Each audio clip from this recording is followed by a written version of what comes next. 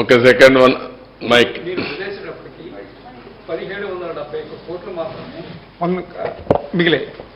వీళ్ళు రివర్స్ టెండర్లో పిలిచినప్పుడు 1548.13 కోట్లకి మేఘాకి ఇచ్చారు.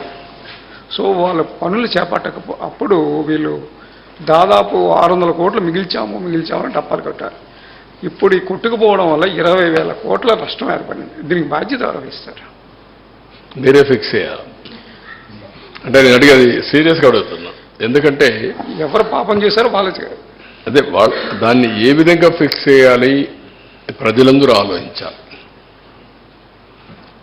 అక్కడ చర్యలుంటే యాక్షన్ కూడా తీసుకోవడం చాలా అవసరం. అదర్వైజ్ ఒక వ్యక్తి రాష్ట్రానికి ఇంత నష్టం చేయడం చాలా దుర్మార్గం. ఇది ట్యాక్స్ పేయర్స్ మనీ. ఎవరు ఖర్చు పెట్టినా మీరు నేను ట్యాక్స్ కడితే ఆ డబ్బులే ఖర్చు పెడతాం.